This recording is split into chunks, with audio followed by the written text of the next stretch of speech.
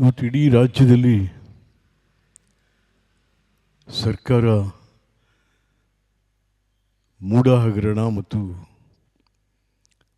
ವಾಲ್ಮೀಕಿ ಪ್ರಾಧಿಕಾರದ ಹಗರಣದಿಂದ ತತ್ತರಿಸಿ ಹೋಗಿದೆ. ಅದರಲ್ಲಿ ತತ್ತರಿಸಿ ಹೋಗಿದೆ. ನಾನು ಕ್ಲಿಪ್ಪಿಂಗ್ಸ್ ನೋಡ್ತಾ ನನಗೆ ಭಾಸ ಆಗಿದ್ದೇನಪ್ಪ ಅಂದರೆ, ಮುಖ್ಯಮಂತ್ರಿಗಳು ಏಕಾಂಗಿ ಆಗ್ತಾ ಇದ್ದಾರೆ, ಬೆದರಿದ್ದಾರೆ, ಹೆದರಿದ್ದಾರೆ.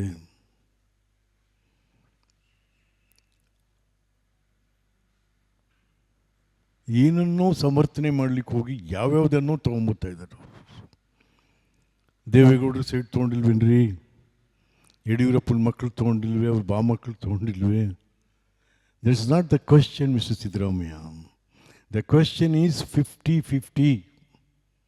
50-50ಯಲ್ಲಿ ಎಷ್ಟು ಜನ ತೊಗೊಂಡಿದ್ದಾರೆ, ಎಷ್ಟು ಜನ ತೊಗೊಂಡಿದ್ದಾರೆ? ಇವತ್ತು ದೊಡ್ಡ ಲೂಟಿ, ದೊಡ್ಡ ಲೂಟಿ. ಅದು ಸುಮಾರು 5,000 ಕೋಟಿಗೂ ಮೀರಿ ಲೂಟಿ ಆಗಿರುವಂಥದ್ದು. ಅದ್ರ ಬಗ್ಗೆ ನೀವು ಹೇಳಬೇಕು. ನೀವೇ ಹೇಳಿದ್ದೀರಾ, ಮೈಸೂರು ಮೂಡ ಕಿತ್ತೋಗಿದೆ, ಮೈಸೂರು ಮೂಡ ಕಿತ್ತೋಗಿದೆ ಅಂತ ನೀವೇ ಸ್ಟೇಟ್ಮೆಂಟ್ ಮಾಡಿದ್ದೀರಾ. ಕಿತ್ತೋಗಿರೋ ಮೂಡನ್ನು ರಿಪೇರಿ ಮಾಡಬೇಕು, ಅಥವಾ ಸುಮ್ಮನೆ ಯಾರ್ಯಾರ ಮೇಲೆ ಏನೇನೋ ಹೇಳ್ಕೊಂಡು ತಿರ್ಗೋದು ನೀವು ಕತೆ? ನೋ, ಹಂಗಲ್ಲ ಇದು, ಹಂಗಲ್ಲ ಇದು. ಮತ್ತು ನೀವು ಅವತ್ತು ಮಾಡಿದಂಥ ಪ್ರೆಸ್ ಮೀಟಿಂಗು, ನೀವು UD ಮಿನಿಸ್ಟ್ರು ಇನ್ಯಾರು ಕೂತಿದ್ದೀರಲ್ಲಿ, ಅದನ್ನು ನೀವು ಸರ್ಕಾರಿ ಪ್ರಾಯೋಜಕತ್ವದಲ್ಲಿ ಅದು ಪ್ರಕಟಣೆ ಆಗಬೇಕಾಗಿತ್ತು. This the first time in the history of Karnataka politics ಒಬ್ಬ ಮುಖ್ಯಮಂತ್ರಿಯ ಪ್ರೆಸ್ ಮೀಟಿಂಗ್ ನೋಟ್ಸ್ಗಳು ಸರ್ಕಾರಿ ಪ್ರಾಯೋಜಕತ್ವದಲ್ಲಿ, ಸರ್ಕಾರಿ ಇದ್ರ ಪ್ರಕಾರ ಬರ್ತಾ ಇರುವಂಥದ್ದು. I never heard this. So ಅಲ್ಲಿಗೆ ನೀವು ಏಕಾಂಗಿ, ನಿಮ್ಮ ಜೊತೆ ಮಾಧ್ಯಮನೂ ಇಲ್ಲ, ಆ ಥರ ಆಗಿದೆ. ಎಲ್ಲಿದ್ದೀರಾ ಸಿದ್ದರಾಮಯ್ಯನವ್ರು ನೀವು? ಛೇ ಛೇ ಛೇ ಛೇ ಛೇ. ಓ, ನೀವು ಮಾಡಿಲ್ವಾ, ಅವ್ರು ಮಾಡಿಲ್ವಾ?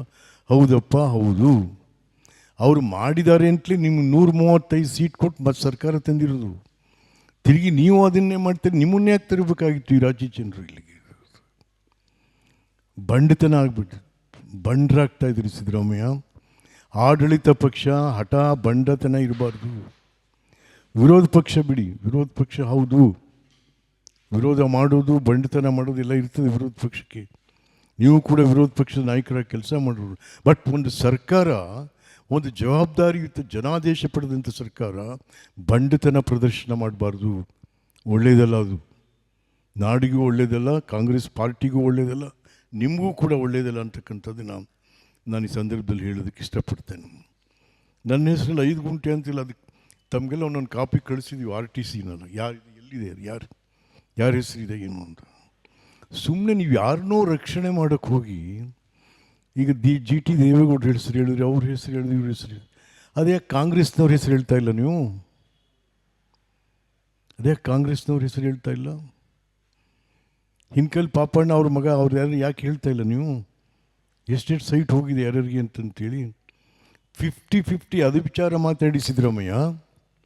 ನೀವು 50-50ನಲ್ಲೇ 14 ಸೈಟು, 50-50ನಲ್ಲೇ